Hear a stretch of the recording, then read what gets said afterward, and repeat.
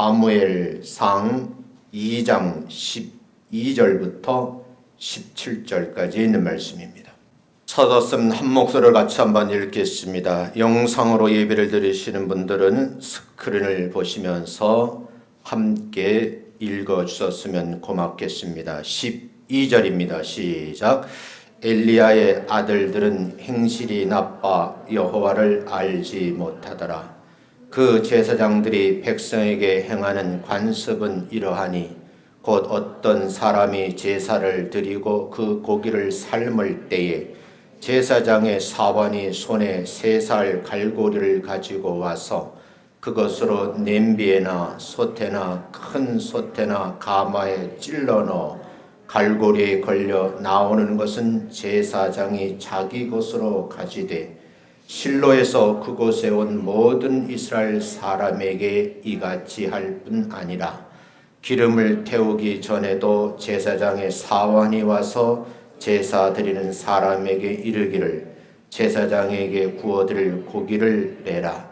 그가 내게 삶은 고기를 원하지 아니하고 날 것을 원하신다 하다가 그 사람이 이르기를 반드시 먼저 기름을 태운 후에 내 마음에 원하는 대로 가지라 하면 그가 말하기를 아니라 지금 내게 내라. 그렇지 아니하면 내가 억지로 빼앗으리라 하였으니 이 소년들의 죄가 여호와 앞에 심히 크면 그들이 여호와의 제사를 멸시함이었더라.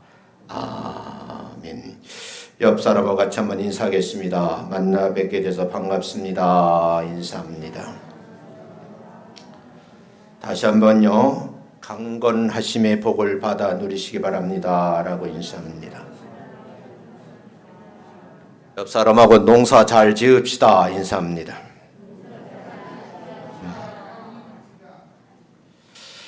오늘은요. 이 본문 말씀을 중심으로 해서 농사를 짓는데 이런 농사를 지어야 된다 하는 제목으로 좀 말씀을 나누려고 합니다. 5월을 가정의 달이라고 그러거든요. 5주간 동안에 어린이 주일, 어버이날, 부부의 날, 스승의 날 다양한 이벤트가 줄지어 기다리고 있어요. 그런데 요즘에 어르신들 얘기를 들어보면 어버이날도 어린이날도 그렇게 즐겁지만은 않다 그런 얘기를 하시더라고요. 저는 잘 몰랐는데 나이가 들어보니까 이렇게 좋은 날만은 아니구나 하는 생각이 들더라고요. 요즘 신세대들에게 여러 가지 새로운 용어도 만들어지고 있고 젊은 세대에게 독특한 삶이 어른들을 좀 당황스럽게 만들기는 하지만 나름대로 자기가 가지고 있는 의식에 의해서 몸부림치면서 자유로운 삶을 살려고 애쓰는 것 같은 그런 생각이 들어요. 제가 늘 있는 곳에 예식장이 큰 예식장 2개가 있었는데 그 예식장 2개가 모두 문을 닫았어요. 한 예식장은 급기야 시설을 변경해서 노인 요양 전문병원으로 바뀌었고 조금 더 큰 예식장은 문을 걸어 잠겼어요. 건물주는 아마 고민을 하는 것 같아요. 어떤 사업을 하고 이 건물을 잘 운영해야 될까 고민을 하는 것 같아요. 왜 예식장이 없어졌을까? 여러분이 아시는 대로 요즘에 젊은 사람들이 가정을 이루려고 해도 마음대로 안 되고 또 하려고 해도 부담이 많이 된다. 그런 얘기를 많이 나누더라고요. 정부에서도 이 문제에 대해서 다양한 연구도 하고 방법론을 제시하지만 실제 효과가 있는 것 같지는 않은 것 같아요. 또 결혼하는 젊은이들 보면 그냥 우리 둘만이 행복하게 살자. 그래서 둘만이 엔조이하며 사는데 그런 부부를 딩크족이라 그러더라고요. 이런 이제 세태의 흐름에 따라서 인구학자들은 우리나라가 인구 절벽 시대가 되는데 가장 불행한 시간이 다가오고 있다. 그렇게 진단을 합니다. 젊은이들이 결혼을 하고 가정을 이루는데 그 가정을 가만히 들여다보면 자녀를 하나 또는 둘만 낳아서 양육하겠다 하는 계획을 가지고 있더라고요. 자녀가 많지 않아서 좋은 점도 있겠지만 부정적인 측면도 나타나는 것 같아요. 그 가운데 하나가 하나만 낳아 기르다 보니까 나도 모르게 아이를 과잉 보호한다는 거죠. 이 과잉 보호를 하면서 키우기 때문에 그 자식이 키운 부모의 마음을 헤아리지 못하는 또 다른 슬픈 일이 벌어지기도 한다는 거예요. 부모의 뜻과는 달리 어긋나기도 하고 범죄의 소굴에 들어가서 부모의 마음을 갈기갈기 찢어놓는 그런 상황도 종종 목격을 하게 되죠. 자식을 낳아서 부모가 돼서 가정을 이루면서 거의 36년을 지나면서 보니까 아이를 키워보니까 우리 부모님이 나를 낳아서 이렇게 고생하셨구나 하고 부모님의 소중함도 알게 되면서 자식의 양육과 교육을 위해서 어떻게 해야 되지 하는 방법론도 모르고 헤매었던 지난 시간들이 있었고 그런 시간을 보내면서 저절로 기도하는 그런 시간들이 있었던 경험이 저에게 있었습니다. 성경은 이렇게 말하거든요. 내 품에 준 자식은 여호와께서 여러분과 저에게 준 기업이라 이렇게 말씀을 하고 있어요. 여호와의 주신 기업, 그 자녀를 어떻게 길러야 하는 것일까? 온전한 자녀 교육은 어떤 것일까? 고민을 하게 되지요. 정말 많은 고민이 되는 거예요. 이런 관련된 학자들의 논문이 수없이 쏟아져 나오지만 사실은 현실의 젊은이들의 부부 사이에 적용이 되지 않는 것이 매우 안타깝다 그런 생각을 해요. 아이를 잘 자라도록 보듬어주고 기르는 것을 우리는 양육이라 그래요. 뭔가 기본적인 것에 자꾸 업데이트를 하는 거죠. 양육만 해서 되는 것이 아니고 교육도 해야 되는데 이 교육의 부재가 또 다른 문제를 양산시키고 있다는 거죠. 구체적으로 어원 설명을 안 드려도 이 아이에게 무한한 잠재력이 있는데 이 잠재력을 이끌어내고 끄집어내는 전문적인 지식과 기술이 있어야 되는데 요즘 젊은이들은 그런 것을 배우려 하지 않는다 하는 생각이에요. 시골에서 자라서 농사 짓는 분들이 얘기를 많이 들어봤어요. 어른들이 논두렁에 앉아서 하는 말이 자네는 참 자식 농사 잘 지어서 참 좋겠네 그런 소리를 들어봤어요. 자녀를 낳아서 기르는 모든 과정을 보고 그 열매를 보고 농사 짓는다는 표현을 쓰더라고요. 농사 짓는 분들은 1년 농사를 망친 사람은 그 여파가 한 3년 정도 간다고 그래요. 그런데 자식 농사 망치게 되면 60년 세월 동안 고생을 한다는 그런 말이 있어요.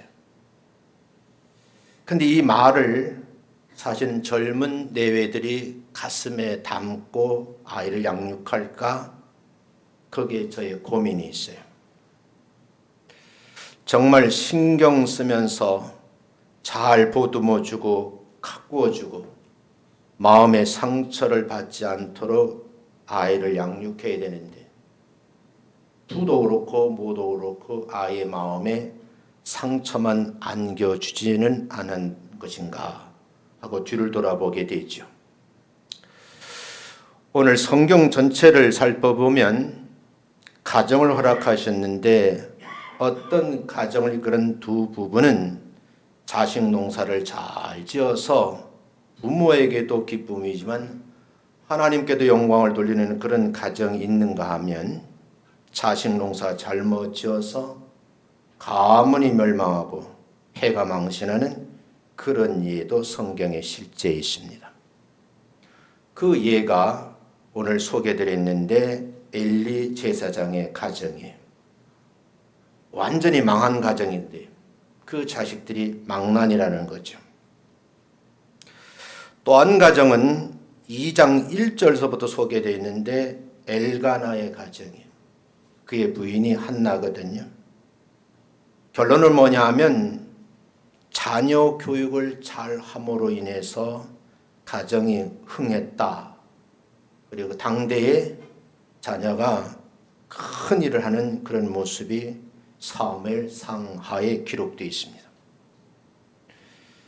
하나님 말씀을 통해서 가정에서 부모가 어떻게 자녀를 양육하고 교육해야 되는지, 그 가정 농사 짓는 방법에 대해서 여러분은 얼마나 알고 계시는지 이거 한번 살펴보는 것이 좋겠다, 그런 생각이 들어서 5월 1일 첫 주이기 때문에 여러분과 저에게 부모의 양육 또는 교육관에 대해서 한번 말씀을 나누는 것이 좋겠다 생각해서 사무엘에 있는 말씀을 정했습니다. 내용은 이래요. 자식 농사 잘못해서 망한 가정 이야기가 기록되어 있습니다. 오늘 하나님이 주신 본문 말씀에 보면 엘리 가정이 당대 그 지역의 제사장 가정이었는데 망할 수밖에 이유가 구체적으로 설명이 되어 있어요. 그 말씀 2장 12절이거든요. 왜 망했는가? 이렇게 소개를 해요. 같이 읽어봅니다. 시작. 엘리의 아들들은 불량자라 여호와를 알지 아니하더라. 오늘날로 말하면 목사님에게 두 아들이 있었어요. 홈니와 비느하스거든요. 근데 아버지는 제사장으로 역할을 잘 하고 있는데 이 두 아들이 하나님을 알지 못하는 불량자, 제 말로 바꾸면 망난이 되는 거예요. 왜 이런 현상이 일어났을까? 여기서 하나님을 알지 못했다 하는 그 말은 자세히 분해해 보면 아버지는 하나님을 믿고 섬기는 제사장인데 그 아들들이 하나님을 믿지 않았다는 것이고, 성전에 기거하며 살면서도 하나님의 집을 두려워하지 않았다는 거예요. 결과적으로 하나님의 말씀에 순종하지 않았다 하는 거죠. 정확한 해석을 다시 한번 내려보면 하나님을 믿지 않기 때문에 성전을 드나들며 두려움도 없었고 순종하지 않는 두 아들이었었다, 그런 얘기예요. 그냥 상식선을 생각하면 늘 아버지가 교회에서 말씀을 전하는 주의 종이니까 흘려들은 거죠. 근데 진짜 그 마음에 하나님을 알지 못하는, 모르는 불신자였다, 그렇게 말할 수 있겠어요. 제가 이곳에 와서 교회를 건축하고 목회를 하면서 이 지역에 새로 들어온 집사님 한 분이 저에게 들려준 얘기를 조금 소개를 하려고 그래요. 우리 주변에 있는 아파트가 약 단독주택 포함해서 9,900가구, 많은 사람들이 살아요. 통계 조사를 정확하게 보지 않았지만 대충 어림잡아도 2, 3만 정도가 살고 있는 굉장히 큰 규모의 도시예요. 그런데 일을 하다가 보니까 그 많은 아파트에 사는 사람들 가운데에 목사님의 자녀들도 많고 장로님의 자녀들이 많다는 거예요. 그래서 이야기를 나눠본 거죠. 그래서 교회 나가지 않으면 우리 교회 오라고 아마 전도할 계획이 있었는가 봐요. 예수를 믿는다고 교회 다닌다고 말을 꺼내놓는 순간에 그들은 몸서리치는 말을 하는 거예요. 왜 그랬을까? 그래서 많은 얘기를 들어봤다고 그래요. 그 내용을 저에게 전달해 주었어요. 교회를 시작하면서 주변 사람들에게 교회를 알리기 위해서 다양한 방법을 강구해 보았는데, 목사님 그렇게 하면 지역에 있는 목사님 아들이나 장로님 아들이 불법을 저지르는 교회라고 교회로 오지 않습니다. 제가 바라기는 이 교회는 아파트 단지 안에 있기 때문에 시간이 지나면 예배당이 꽉 채워질 줄로 믿습니다. 그렇게 말을 하더라고요. 그런데 여러분, 교회가 단지 안에 지척에 있어도 교회를 바라보지도 않고 출입을 하지 않고 아예 교회를 떠난 목사님의 아들들, 장로님의 딸들이 너무 많다는 거예요. 왜 그랬을까? 오랜 시간 동안 나름대로 분석을 해봤어요. 그리고 저의 가정도 뒤돌아보면서 내가 자녀 양육을 잘못한 것은 아닐까? 내가 아닌 교육관에 문제가 있는 것은 아닐까? 고민해보는 시간을 가졌어요. 오늘 본문에도 보면 엘리 제사장의 아들들은 하나님에 대해서 아는 것이 별로 없어요. 하나님을 제대로 모르니까 두려워하지도 않고 순종하지도 않았다는 그런 망나니 생활에 대해서 구체적으로 기록하고 있는 것이 12절부터 17절이에요. 결국 하나님 앞에 심판을 받을 짓을 하고 있는데 그 망하는 과정을 아주 신속하게 성경은 기록을 하고 있어요.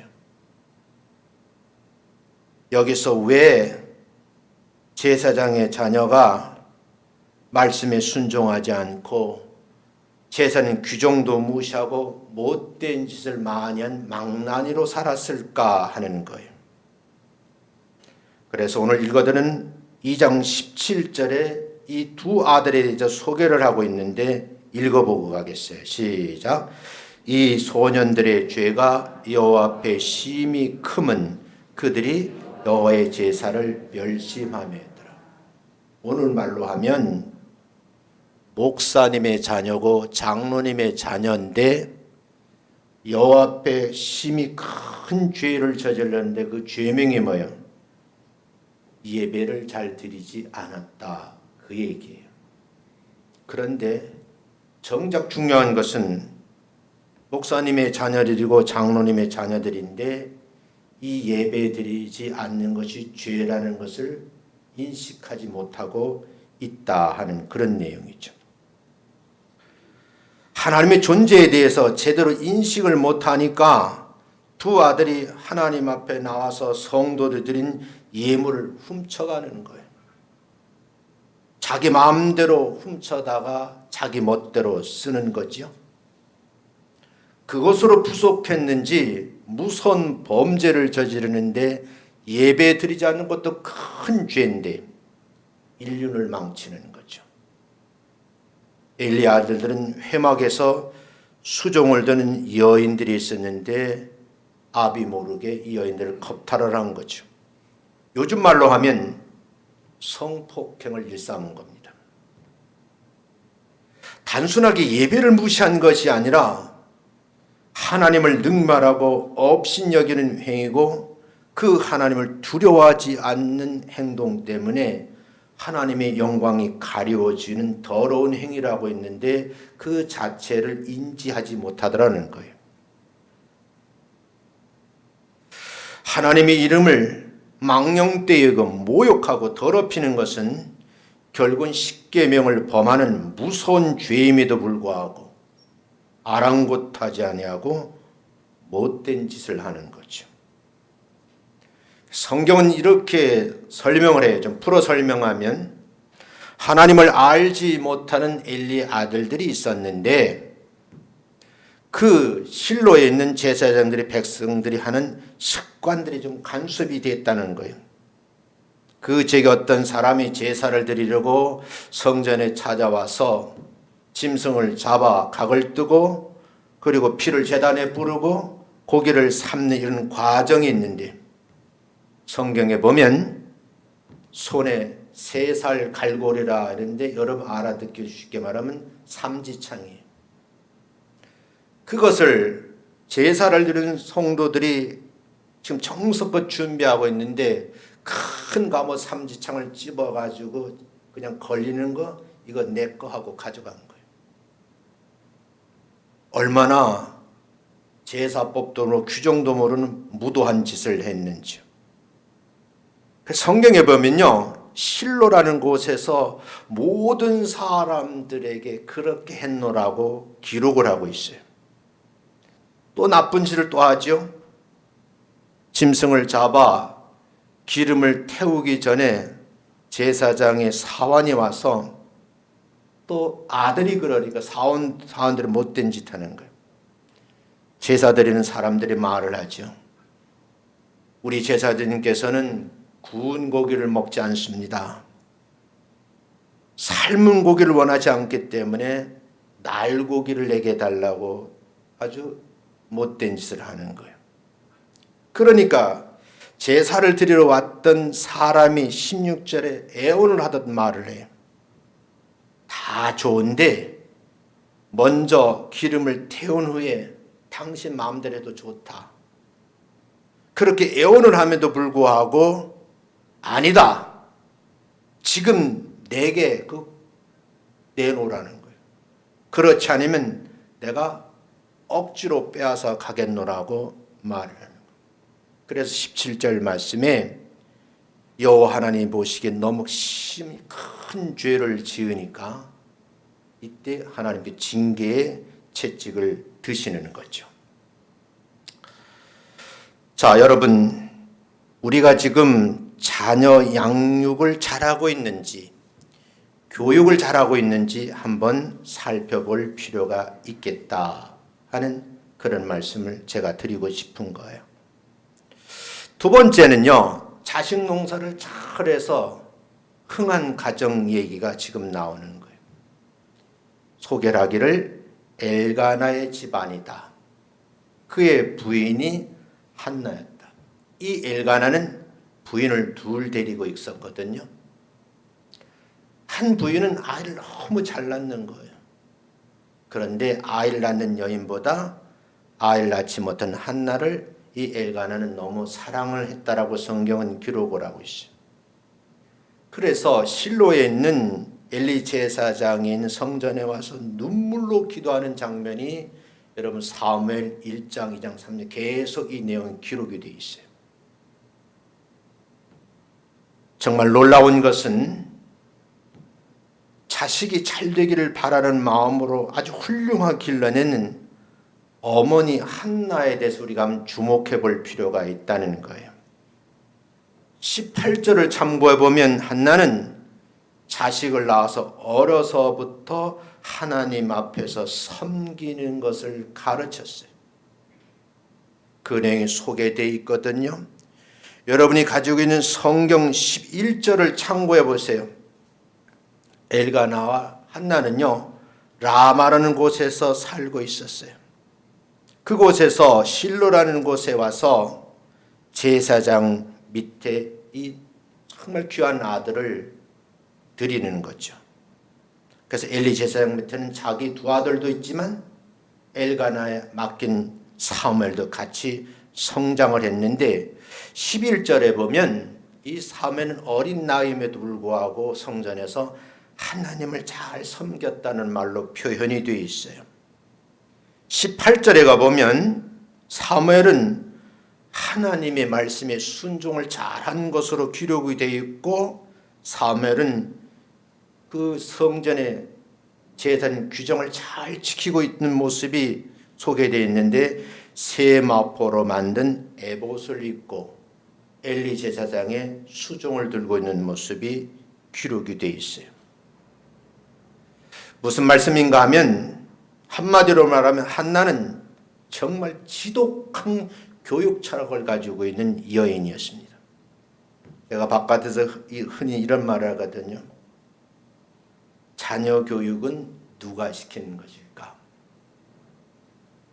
교육을 시키는 것 중에 가장 중요한 것은 어딜까?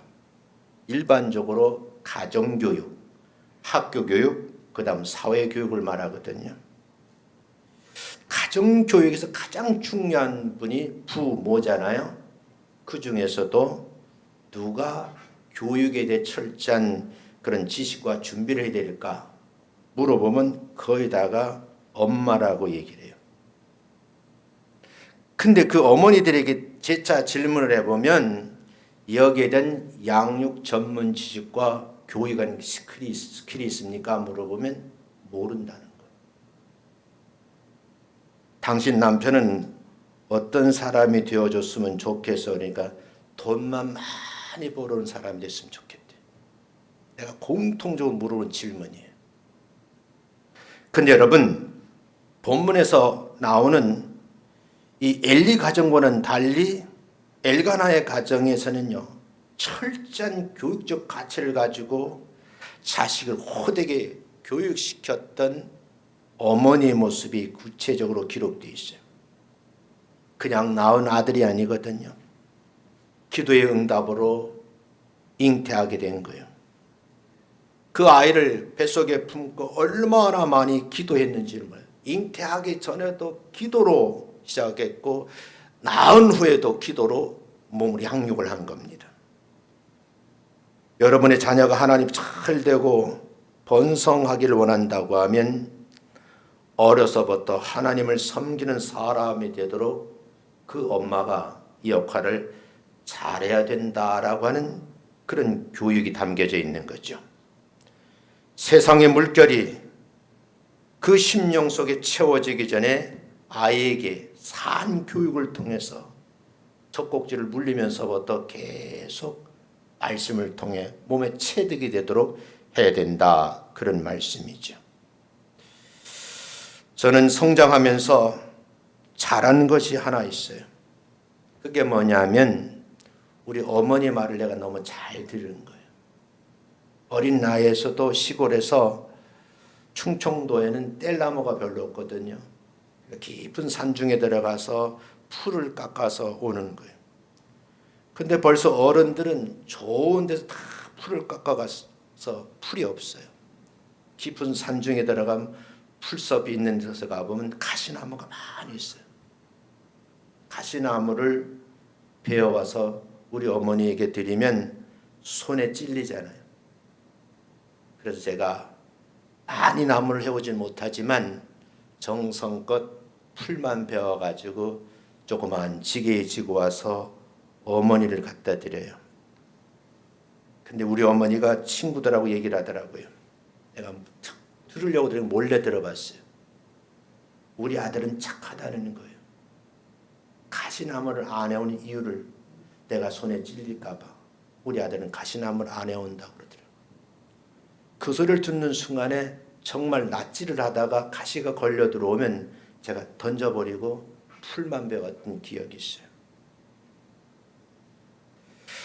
그렇게 자라서 그런지 어머니든 애틋한 정이 저에게 있어요. 어느 성장해서 나름대로 직장인이 되었어요. 제가 시골 교회에 우체국에 근무했었거든요. 그러니까 5일 장이 되면 많은 아가씨들이 장날이면 우리 마을로 오는 거죠. 면사무소 뒷집 아들이니까. 근데 나를 보고 연애 편지 쓰는 그런 아가씨들도 있더라고요. 그 편지가 쌓이고 쌓이는 거죠. 근데 그때에 우리 어머니가 걱정이 되셨는지 저를 불러 앉혀놓고 외마디 한마디 하시더라고요. 알아듣지 못하는 말을 하더라고요. 아들아, 한 여자의 인생을 망치면 내 생명이 10년씩 단축된단다. 난 그 말이 무슨 뜻인지 모르고 여자들 건드리면 안 되는구나. 건드리는 뜻 자체를 모르는 아이였어요. 그래서 그런지 저는 지금까지 여자라고는 우리 집 사람밖에 모르고 또 여인들이 있는데 우리 딸밖에 몰라요.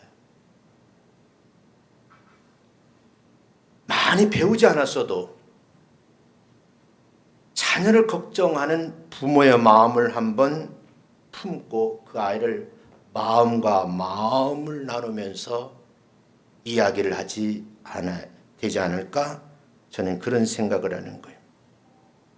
성경에 보면 자식 농사의 모델이 한나예요.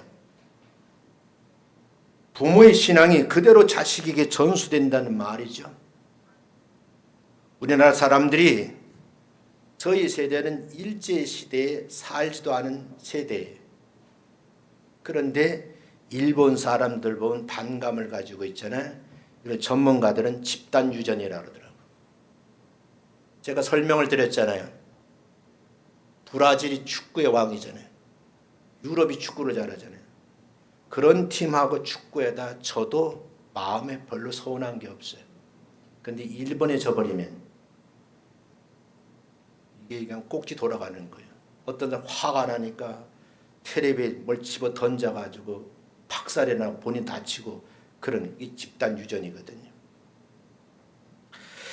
여러분들에게 드리고 싶은 말은 한나의 자식 농사 모델이 유전이 됐으면 좋겠다는 저의 생각이에요.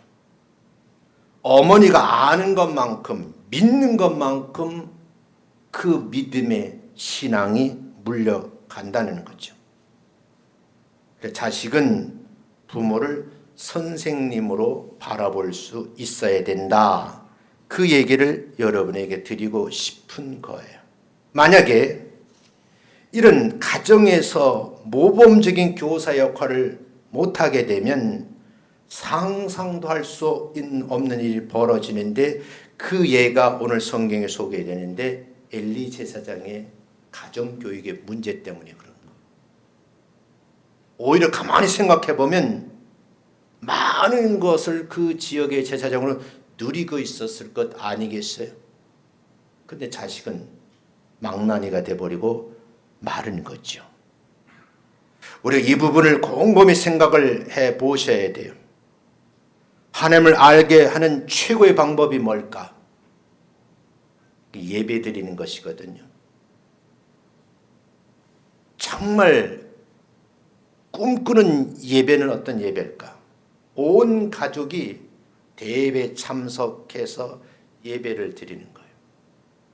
아이 따로 어른 따로가 아니라 모든 가족이 한 예배 시간에 참석해서 예배를 드리는 거예요. 제가 방이동에 있을 때 그 교회는 큰 교회인데 유년주일학교가 참 잘 되는 학교예요. 한번 방문을 해봤어요. 신기할 정도로 수백 명 아이인데 떠드는 애들이 없더라고요. 왜 그런가 봤더니 그 교회 전통이에요. 떠들던 애들 처음 왔다가도 분위기 압도돼서 애들이 떠들지를 않더라고요. 내가 뒷조사를 해봤어요. 그랬더니 그 교회 목사님이 해병대 출신이더만. 여러분, 이런 말이 있어요. 어려서 굽은 질매 가지라는 말이 있어요. 나무가 어려서 굽은 것은요, 커서도 굽어져 있고 펴지지 않는다는 거예요. 나무가 반듯하게 자라면 사람들 눈에 띄어서 큰 집의 대들보로 귀하게 쓰임을 받는데 구부러진 나무는 쓸모가 없는 거예요. 이렇게 말하니까 어떤 분이 이러더라고요. 분재하면 되지. 분재가 중요한 게 아니에요. 이 부분에 성경적 가르침이 있는데 자식이 부모의 말을 안 들으면 사랑의 매를 들으라 하는 말씀이 있어요. 그게 잠언 13장 24절이거든요. 같이 한번 읽어볼까요? 자, 준비 안 됐나요? 한번 찾아보세요. 잠언 13장 24절.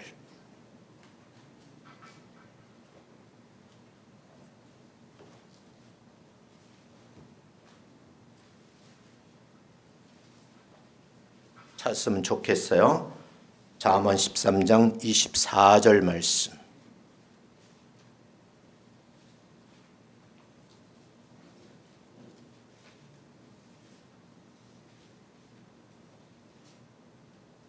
같이 한번 읽어볼까요? 자, 잠언 13장 24절 시작. 초다를 참아 못하는 자는 그 자식을 미워함이라. 자식을 사랑하는 자는 근실이 징계하느니라. 여러분이 성경 말씀이거든요. 자식을 사랑하기 때문에 매를 들어야 된다는 거예요. 그 매를 가지고 감정풀이하는 것이 아니라 잘못된 습관, 잘못된 버릇을 고치려고 하면 사랑의 매를 들어야 된다는 거죠. 제가 관련 자료를 깊이 살펴보았어요. 유럽에 있는 부모들이 자녀 채찍질하는 모습과 한국의 부모님이 자녀 채찍질하는 모습을 비교해 보았어요. 일단 한국의 어머니는 아이가 잘못을 하니까 그 가정에 있었던 그 미움의 감정을 아이에게 전달하더만요. 매를 때려도 감정적으로 때리더라고요. 그래도 아이가 뭘 잘못했는지 모르니까 엄마를 쳐다보니까 어른 안 되고 눈치 뜨고 대든다고 눈 안 까냐고 또 때리더라고요. 근데 여러분, 유럽에 있는 부모들은 아이가 매를 맞게 되면 반드시 불러서 먼저 이해를 해요. 내가 뭐를 잘못했는지 이해를 시키고 잘못하는 교정에서 지금 엄마가 너에게 매를 대겠다. 그리고 엄마의 눈을 똑똑히 쳐다보라고 하면서 아이의 눈을 쳐다보면서 매를 대는 거예요. 그래서 왜 유럽 사람들하고 한국 사람들의 이 사랑의 채찍을 가하는 방법이 다른 건지, 그 결과는 어떻게 된 건지 그걸 비교한 연구 논문도 있더라고요. 사랑하는 성도 여러분, 우리가 하나님 앞에서 자식 농사 잘 짓는 그런 엘가나의 가정도 보았고, 반대로 가정교육을 잘못해서 집안 망신당하는 엘리세살의 가정도 소개를 했어요. 그러면 정말 하나님의 자녀가 함께 어른 가정에서 참된 교육의 비결은 뭔가? 이 내용을 소개한 내용 굉장히 많지만 신앙 잡지에 나온 부모의 3대 바보짓이라는 이 내용을 전제로 해서 결론의 말씀을 드리려고 그래요. 이 신앙 잡지에 나왔던 기사인데 큰 글씨로 부모의 3대 바보짓이라고 나와 있더라고요. 그 첫 번째가 자녀를 양육하고 교육하면서 그 자녀들 앞에서 섬기는 교회 목회자를 욕하지 말라는 거예요.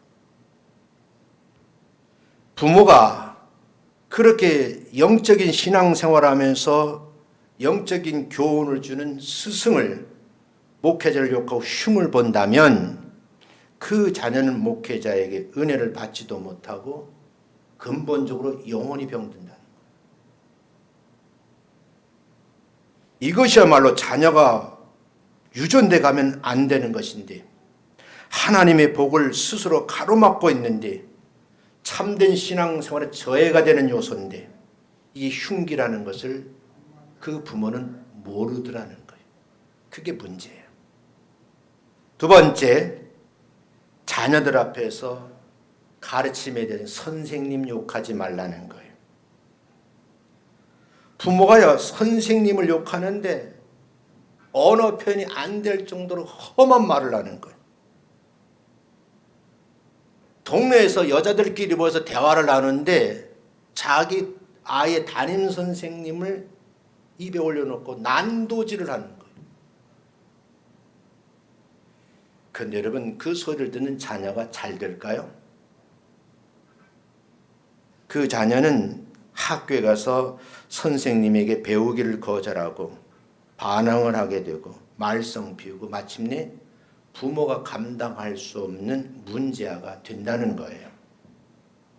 세 번째 조심할 것이 있는데, 자녀들 앞에서 부모님 욕하지 말라는 거예요. 이 부모님 욕한, 자녀들 앞에서 부모님 욕하는 건 3대 바보 중에 하나는 거예요. 자녀가 부모를 존경하는 마음을 품어야 효도가 가능하거든요. 우리는 너무 쉽게 자녀들 앞에서 흉보는 모습에 익숙한 거예요. 여러분, 어머니는 자녀들 앞에서 야, 너희 아버지, 엄마, 아빠 참 그렇지? 동의까지 구하면서 흉을 봐. 아버지가 아들을 앉혀놓고 처갓집 흉을 보는데 야, 너희 외할머니, 외할아버지 그렇지? 하고 흉을 보는 거예요. 그때는 자기 말에 호응해 주는 것 같지만 이 아이가 병들어 간다는 거예요. 교회도요, 부흥되는 교회 보니까요, 험담은 감춰주고 자랑을 많이 하는 교회더라고요.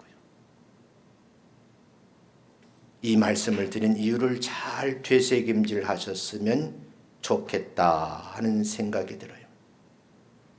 여러분, 26절, 2장 26절 한번 찾아보세요. PPT는 없을 거예요. 한번 읽어보겠습니다. 같이 한번 읽어봅니다. 자, 시작. 아이 사무엘이 점점 자라매 여호와 사람들에게 은총을 더욱 받더라. 강한 교육적 가치관과 신념을 가지고 아이를 젖을 뗐어요. 그리고 엘리 제사장 집에 데려다 준 거예요.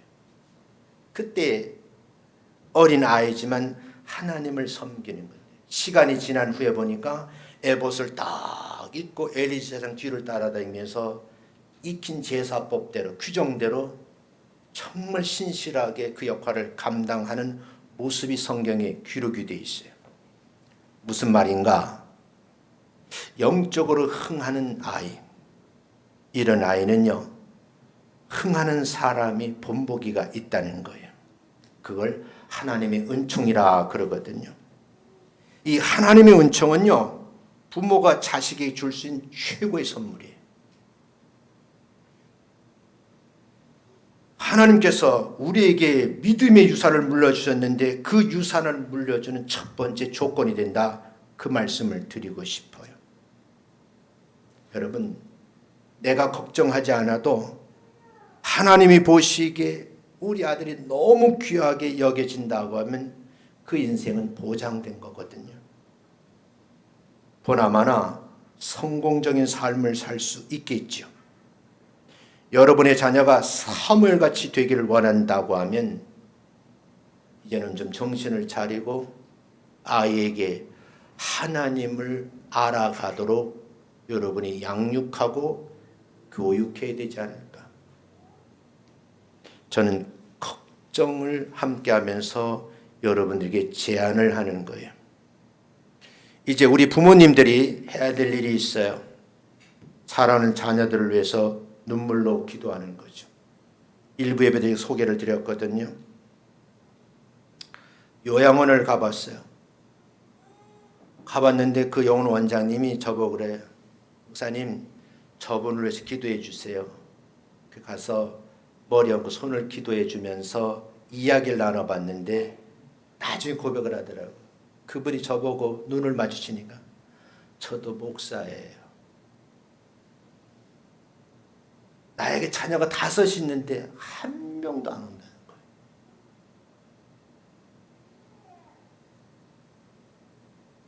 전 그것을 보고 너무 놀란 거예요. 아무리 신앙적 가치관 가지고 그냥 지식으로 가르쳐 놓으니까 아이가 5이 성장을 해서 다 십장가 가서 가정을 이루고 있는데 아비인 목사님을 찾아오지 않는 불행한 목회의 마지막 말로를 내가 거기서 봤어요. 저는 이렇게 생각해요.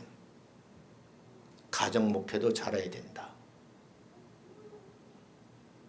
수만 명이 모이는 대형 교회를 이루는 것이 그것이 목적이 되면 안 된다는 거예요. 내 가정부터 목회를 잘하면서 그 섬기는 모습을 교인들에게 보여줬을 때 목사님 내외가 행복하고 그 자녀들이 많은 것을 가지고 있지 않았지만 작은 것 가지고도 행복해하는 그 자녀들을 보면서 아, 우리도 목사님들 가정을 닮아야지. 물론 저도 완벽한 부모, 완벽한 가정 이끌어가기로 했지만 그런 마음의 소원을 품고 지금도 그 마음의 소원을 이루가려고 노력을 해야 된다는 거예요. 또 어떤 분 한번 만났어요. 그분이 저에게 이런 말을 해요. 목사님, 저는 행복한 장로님이라고 소개를 하더라고요.